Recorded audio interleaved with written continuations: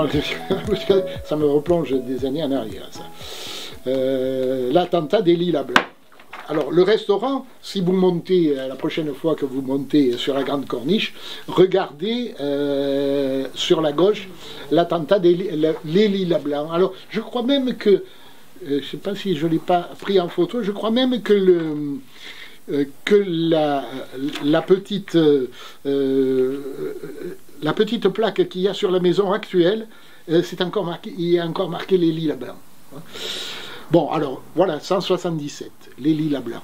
Mais alors, ça a fait une histoire qui s'est combinée, si vous voulez, en même temps que des tensions entre dans le milieu italien. Hein. Il y a eu notamment l'affaire du drapeau fasciste de l'église Saint-Jacques, l'église du Vieux-Nice, où les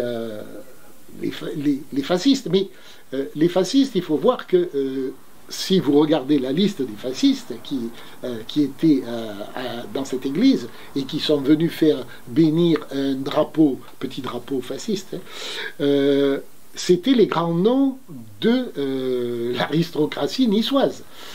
Et si on revient, on rembobine en arrière, les Niçois faisaient partie de la maison de Piémont-Sardaigne.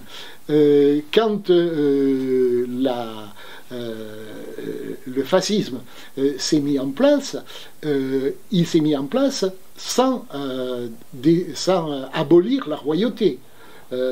Donc, ces gens, alors là, il y a des noms, hein, je vais vous en faire cadeau, mais cette noblesse niçoise était en fait une noblesse piémontaise, très attachée au roi d'Italie.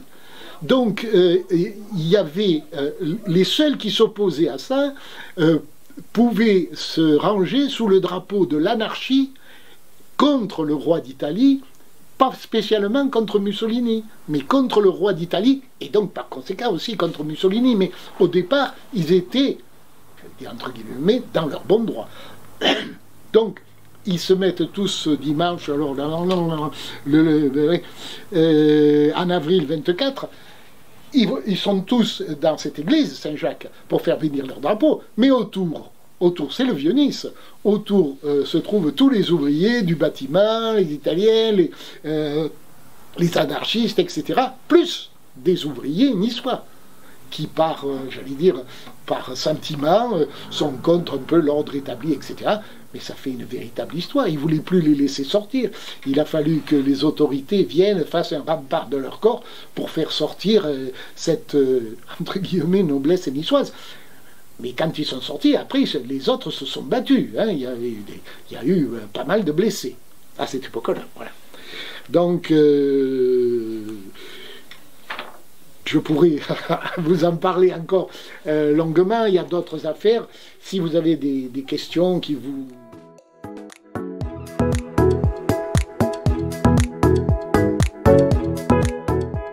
Vous savez, on n'a jamais vraiment su, là non plus. Hein, je crois qu'il faut être très objectif. J'ai essayé de l'être dans mes écrits.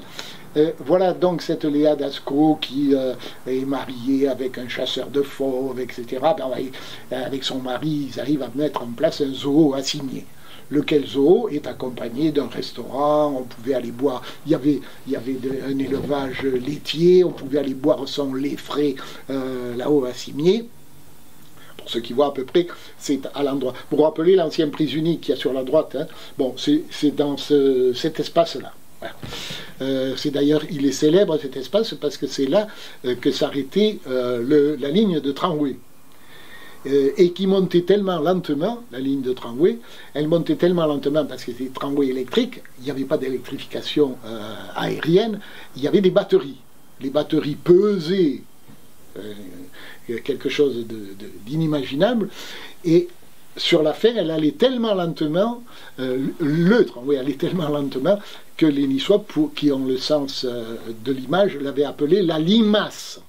Et comme Biasini, c'était lui qui avait construit tout le quartier, il l'appelait la limace de Biasini. Bref, donc voilà les Niçois qui peuvent aller dans ce zoo, voir les animaux, etc. Et la patronne le mari étant mort, cette Léa Dasco, qui a eu une carrière un peu heurtée. Elle a été danseuse, elle a été dompteuse dans un cirque, enfin bon, et c'est une femme qui avait vécu, disons. La voilà vers la fin, plus ou moins criblée de dettes. Elle a des dettes, la municipalité de l'époque n'a pas voulu l'aider, et un matin, on la découvre morte d'un coup, 2 coups de revolver. Bon, alors, on commence l'enquête, bien sûr. Mettons-nous dans la peau de la police, et commence l'enquête. Le jardinier, est-ce que vous avez vu quelque chose? Moi, j'ai rien vu, etc. Et on en arrive à évoquer la piste de cette dame qui était dans une période de tension, aurait eu un revolver qu'elle aurait caché dans son manchon. Les dames à l'époque avaient un manchon. Elle aurait caché le revolver dans le manchon. Est-ce qu'elle se sentait menacée? C'était un quartier un peu difficile, Essigny, il ne faut pas s'imaginer. C'est un quartier difficile. C'est là où on avait, mais ça j'en ai pas parlé là, il y a un numéro du Sorgentine où on en parle, se promenait celui qu'on appelait le rascasse. Alors le rascasse, comme les gens qui ont un peu de culture niçoise savent que c'est un terme péjoratif, hein. La rasque, c'est la lèpre, tout ce qui est maladie de peau. Et donc, dans ce quartier, est-ce qu'elle se sentait menacée? Est-ce qu'elle voulait... Alors, elle avait dit, moi, je vais... Elle avait même annoncé, moi, je vais demander à une banque, alors je ne sais pas laquelle, je vais demander qu'on me fasse un prêt, et si on ne me fait pas le prêt, et si la mairie ne m'aide pas, je lâche mes fauves sur la ville de Nice. Elle avait décidé, je lâche les fauves sur la ville de Nice. J'imagine les lions descendant le boulevard de Cimier à toute vitesse. Bon. Et alors, elle aurait eu ce revolver dans le manchon et elle se serait embronchée. Ce qui aurait déclenché 2 coups de feu ou 1 coup de feu. Bon, et là encore, on n'a pas su, parce que dans le quartier, il y avait, m'être branché sur l'histoire du rascasse, je peux vous dire que sur le quartier, il y a eu pas mal d'histoires. Et ces histoires, au départ, elles avaient une raison. Alors, vous voyez le quartier où ça se passe. Au-dessous, vous avez ce quartier, s'il y a des Niçois ici, qu'on appelle la J-Pierre. Qui est le quartier où il y a maintenant Siffréo et Bonnat et où il y avait Peugeot à l'époque. Quand vous êtes chez Siffréo et Bonnat, vous regardez, vous levez les yeux en l'air, il y a une espèce de falaise avec des excavations, etc. Là, on sortait le gypse pour en faire du plâtre. Et les propriétaires, alors, ils faisaient cuire, ça sentait très mauvais. Les propriétaires de dessus avaient fait des pétitions pour les faire partir, etc. Ce qui fait que dans ce quartier, il y avait une tension indéniable. Et là, le rascasse serait venu, aurait prêté son concours, mais finalement, on n'a jamais su, il y a même eu une hypothèse que ce rascasse aurait été un des chefs de la police niçoise, un certain commissaire Galibert. Voilà. Alors, si vous vous lancez là-dedans, d'ailleurs, la semaine prochaine, je vois quelqu'un qui est en train d'écrire un livre à propos du rascasse. Et nous avons fait, si ça vous intéresse, je vous passerai un Sorgentien sur l'histoire du rascasse. Là aussi, ça fait partie j'allais dire de la culture niçoise, on ne sait pas. Bon, tout ce qu'on sait, c'est que rascasse, c'est le surnom des gens de Villefranche. L'Urascasse, c'est les gens de Villefranche. Pourquoi? Parce que quand quelqu'un à Villefranche était teigneux, la rasque, la teigne, en niçois c'est la rasque, il prêtait son bonnet. Il prêtait son bonnet à ses collègues qui ne voulaient pas faire leur service militaire.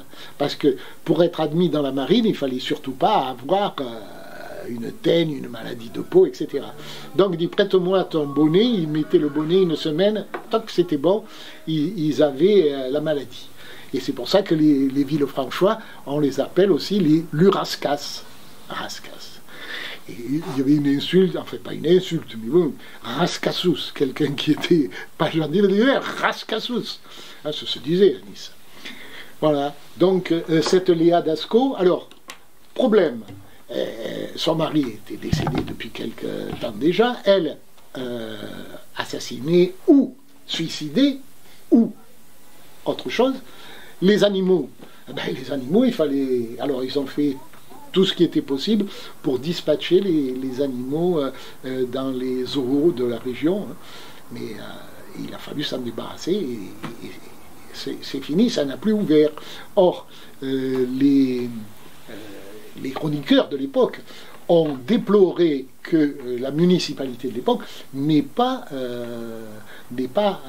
aidé cette Léa d'Ascaux parce que c'était un point important pour Nice touristique. Hein. Les gens, un zoo, surtout que c'était un zoo hype, hein. Salon de thé, les frais pour ceux qui ne voulaient pas d'alcool, etc., promenade, et tout, terrasse, en plein soleil. Il y a des affiches, vous tomberez peut-être sur des affiches, si vous vous intéressez, des affiches de ce zoo, célèbre aussi, donc, pour, je vous dis, pour la ligne de tramway.